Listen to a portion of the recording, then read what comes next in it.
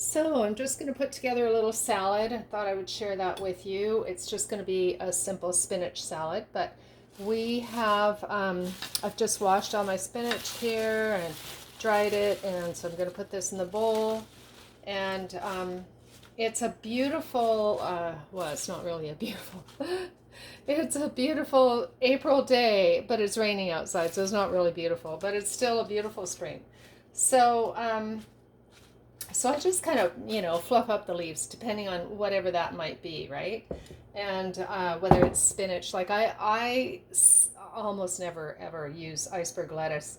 And I only use romaine as a treat because to me there's just not enough nutrition in it, in iceberg especially. Like that's just, I think it's just water.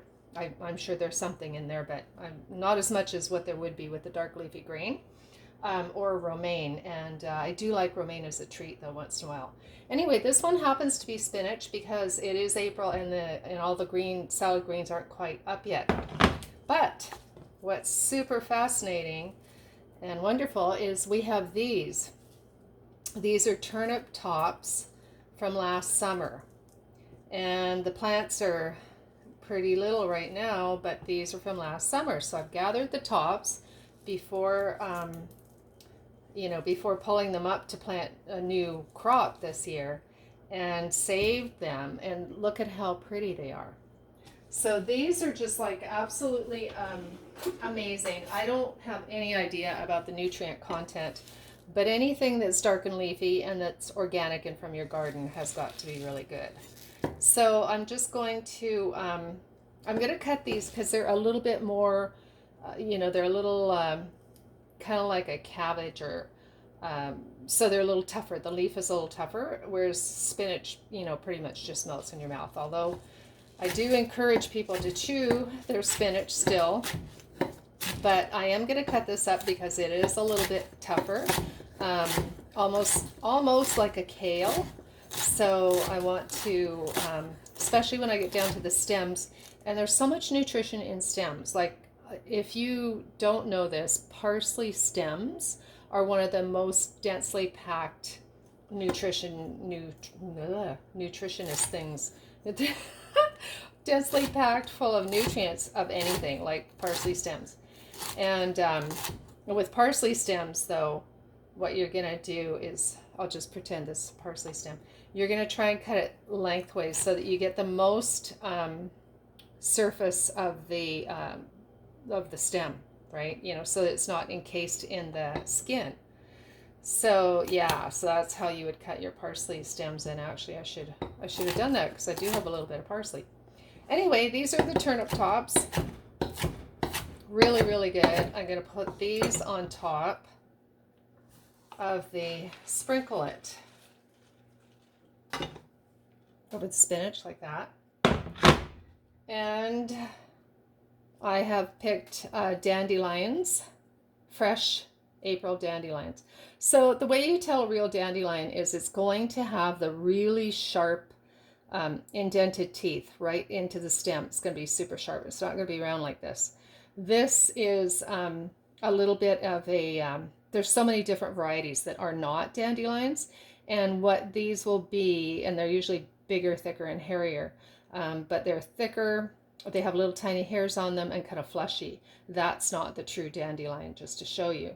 So this is the true dandelion, and it'll be a super smooth, no hairs, and deep cut leaves. So these have a lot of nutrition in them too, and I'm tempted to just put them around the edge like that because it looks so pretty. And I could do that, but I do want to actually eat some too, because it is good for you. Dandelions are good for the liver, good for the blood, especially the root. The root is definitely the more powerful part. So what I might do is just leave these as decoration, and they're super soft. You can eat them like spinach for sure. They're it's just the, maybe I'll cut that a little bit more. The only problem is it does have a bit of a bitter taste. And what the bitters do, they used to use bitters a long time ago in the olden days when they really used the wild foods. The bitter helps you digest, helps with the acid, or acids and the digestive juices in the stomach. So the bitters do help you digest. So we have dandelion flowers here too, which are also really good. The whole part of the dandelion, I'm just going to cut that fleshy little part of the stem off, because some people might not like it, this little part here. But the whole thing is edible and super good for you. So, and then you kind of can have, I don't know if you guys can see what I'm doing here, but I might as well get all this in and move this over so you can actually watch better. There we go. So this one kind of fell apart. I cut the stem too much. But you just kind of have fun placing them. These guys are salmonberry flowers off the salmonberry bush, and in the spring the flowers come and they're totally edible. The little tiny leaves on the salmonberry bush are edible as well. Well, that's actually a dandelion leaf, but I don't know if I got any of the little salmonberry leaves, but the little leaves, well, it's dandelion too. Anyway, the little tiny sprouted leaves of the salmonberry bush are edible as well. And like I say, I just want to kind of get that off because it'll be a little bit chewy without making the dandelion fall apart. And then just kind of, color is so fun when you're cooking, and it's nice to have it look good and taste good and be really, really fun. Put one there, put one there. And and what I'll be doing is I'll be adding my homemade, I'm going to add some of my homemade sauerkraut, which I have right here. I'm going to add some of that, which is so amazing as a, for your probiotics, and just anything fermented is so healthy and good for your digestion and intestinal system.